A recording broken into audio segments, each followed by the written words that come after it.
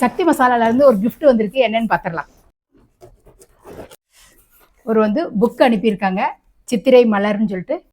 சக்தி மசாலால இருந்து ஒரு லெட்டர் ஒன்று வச்சிருக்காங்க. பஜ்ஜி போண்டா மிக்ஸு, அடுத்து மசாலா ஐட்டம் இப்போ 7 பாக்கெட் கிட்ட வச்சிருக்காங்க. அப்புறம் ஒரு 2 பிளேட், ஒரே மாதிரி 2 பிளேட் வச்சிருக்காங்க. சக்தி மசாலா ஓனரோட போட்டோ போட்டு அதில் ஒரு புக் அடித்து வச்சுருக்காங்க. அதோட கதைன்னு சொல்லிட்டு சக்தியிலேருந்து ஒரு காலண்டர். இதுவும் அவங்களுடைய சக்தி மசாலாவுடைய புக்கு தான். சக்தி தேவி அறக்கட்டளை நிறுவனம்னு சொல்லிட்டு ஒன்று வச்சுருக்காங்க போல இருக்குது. அந்த இதில் ஒரு புக் அடித்து வச்சுருக்காங்க. இது எல்லாமே சக்தி மசாலாவில் கிஃப்டாக அனுப்பியிருக்காங்க.